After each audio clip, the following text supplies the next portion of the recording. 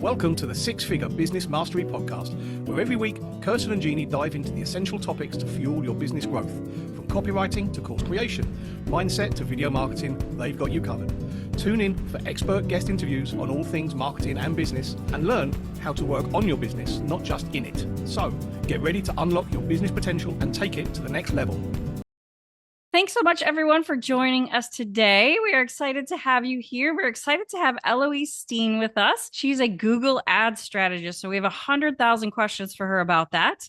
So welcome to the program, Eloïse. I hope you're having a good day so far. Yeah, thank you so much for having me. I'm so excited for this. Well, Eloise, tell us a little bit about how did you get into Google Ads? I find that so interesting. Oh, wow. Yeah, that's wait, but that's a funny story, actually. So I actually got it because I was looking for jobs abroad. So I'm from Denmark and I moved to Portugal for this new job in marketing. And I was working for the Google Ads support team there. That's how I got introduced to it. I stayed there for about 9 months and then I decided that I want to work with it in a different way. I thought it was super interesting and exciting, but I wanted to really manage and create the campaigns for the clients. And I thought that I could help them in a better way, like work with it in a more meaningful way. So that's how I continued. Now I work with it for 6 years. Yeah, that's so exciting that you've now got experience from both sides. Yeah, it is very different because this was really the Google side where people ask questions, we have to troubleshoot, understand the disapprovals, the policies. So very different than the creative part. To learn all that, so it makes it easier for you to know what will and won't work and why. Yeah, you could say, I mean, it was really not very strategic, but it does. So I had to learn so much after, but it does help in some cases where things get complicated and you know that, oh, I would need to reach out to their team for some disapproval or some policy issues. Then I understand more about what's going on the other side. Excellent. So today we're going to talk about how our clients, you, our listeners, can get clients with Google Ads and grow. So tell us a little bit about what is the biggest problem or the biggest challenge that people face and why their ads don't succeed on Google. That's a good question and very relevant because it happens for so many advertisers who then end up thinking that maybe Google is not the right channel for them, but it's usually not the problem. What happens for both lead generation businesses and e-commerce, but let's say service-based as a start, it's often that the targeting is too broad. So they know that they have to add keywords to rank on specific search terms, but they don't really define this to stay more in control. So they get clicks, they get traffic. There are many other settings as well that they maybe don't even touch or they don't know that they exist. About more further targeting options and narrowing that down. One is that they get irrelevant traffic. They maybe spend their budget a bit fast. And then it's also related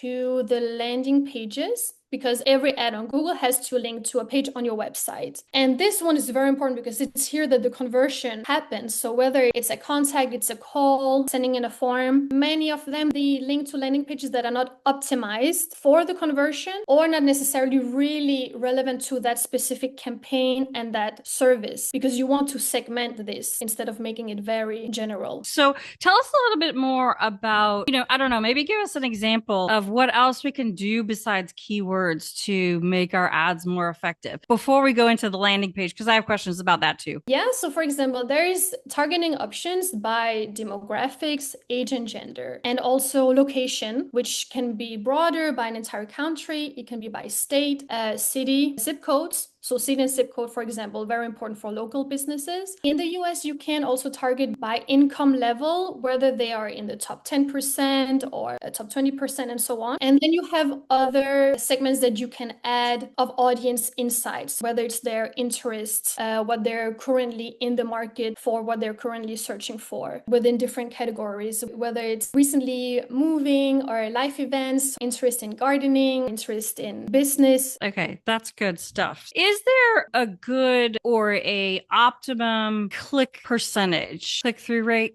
CTR? Yes, exactly. Yeah.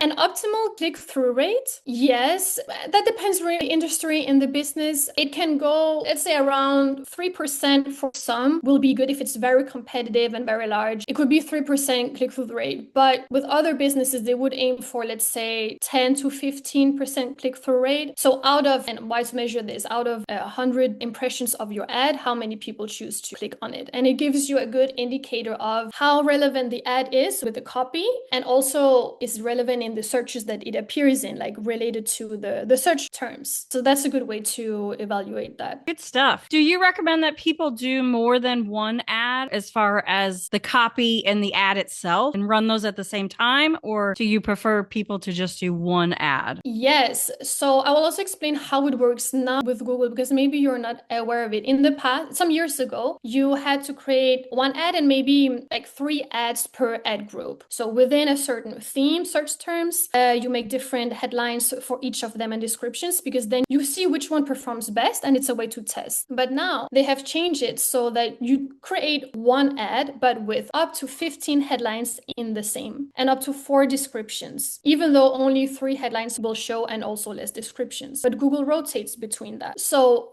the advantage is that yes, it's more simple and you can leave it creating only one, but it also gives you less control of which ones actually get the most impressions and are viewed appear the most. Usually I start by creating one, but then I will add a second one to see what do I think worked well on that one, and then just make some changes on the next one. I think it's hard because we often want to make a lot of changes. I know when we first start running ads, it's like you need to make little tweaks and little changes, not just go and change everything. I think that's hard for a lot of business owners. That's true. You need to analyze, like get data and look at it when it's not just a very low volume either, because that's what happens. After a week already they really want to know what is performing, and maybe they just got 21 clicks. And I tell them this is not enough. You need another volume, plus 200, plus 600 to draw conclusions on that. But otherwise you need to get into this marketing perspective as well and understand yourself. Okay, if I was someone searching for this product, this service, what would make me trust that? What would make me want to choose this one instead of someone else? So anything that stands out about the business, benefits, your experience, the outcome is important to focus on. And with an ad budget, when you first start working with someone, how much money do you recommend? Like you said, you need to have a lot of data in order to make a decision. So what do you recommend for a good ad budget? Yeah, again, this will really depend on the industry, because the CPC, the cost per click, will also differ depending on that, both for the country and whether you're a lawyer, realtor. Just to say, the click could cost $10 to $20, whereas other industries it will be $2. So that already defines that. You should also consider what's your client value, because if once you book one client and they're worth €200 versus 5,000, it also means that the more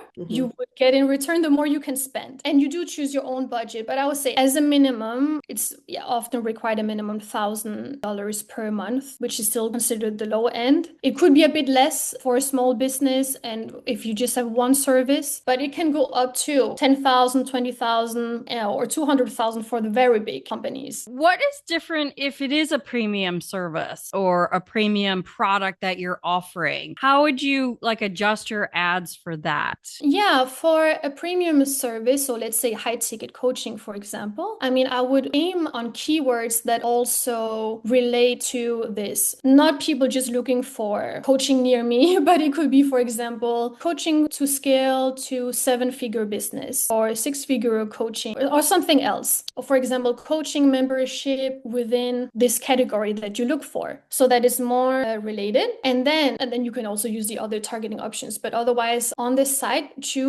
start to make a campaign for the types of coaching programs that you have. And you have to build a lot of credibility on that landing page, because compared to organic, you're on social media, your followers might already know something about you there and they trust you more to buy from you. They just need that final promotion or nudge. But here, remember that they might have never heard about you before. So really state why you're credible, why I can trust you as a coach, what can I get out of your programs, for example, and make it niche if you can, so it's not too general. Then you would also get closer to what they're looking for. Is there any way to look at competitors and what they're doing ad-wise? Yeah, when you check the insights of searches, for example, search volume, you can get insights on what a lot of competitors rank on and use, and what's the average CPC cost per click to expect, and also what likely is driving more conversions or less. And of course, the more popular ones will often also be more expensive, but there's a reason for that, because they work. Yeah, sometimes you need to use a balance balance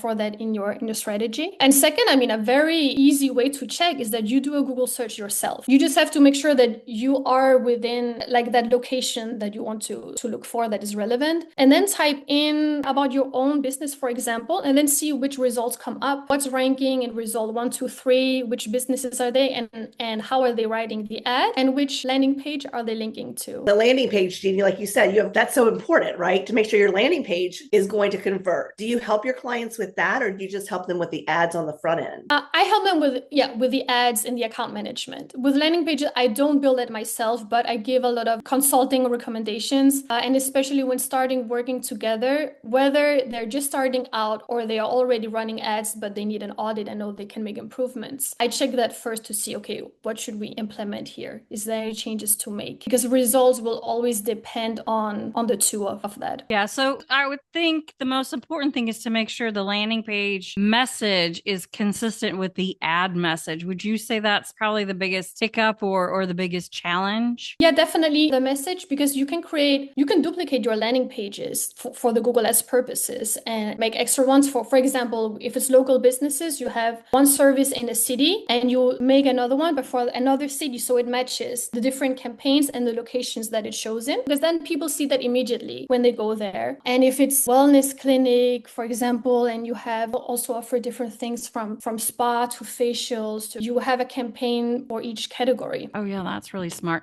Well, what about Google Ads versus something like Facebook ads? Because I know a lot of people feel better using Facebook ads, maybe because they feel like they have more control over demographics or targeting or more information, which may just be a false belief. But tell us a little bit about that. Yeah, the difference between Google Ads and social media ads, the targeting options and how you reach people in the funnel, that's what's really different. That's something you should consider, because Google, that's how it stands out from so many other paid advertising channels, is that you target people by intent. So people that are already searching for something online actively, they will be ready to book a service, purchase something, make an appointment. Some will also be browsing, but that's what you have to try to distinguish between. But here you don't interrupt them. They're not just doing something else. So that's the advantage of Google Ads. But also, as I said, there are many other layers of targeting as well. And not only that, it's very data driven and using machine learning a lot. And it's going to be even more. Like, it's changing a lot every year with that. So the more data you get into the account as well, the smart and optimized for conversions, the smarter Google is to just know who it should show the ads to, those people who are more likely to convert. And obviously Google's a bigger pool of people because not everyone's on Facebook,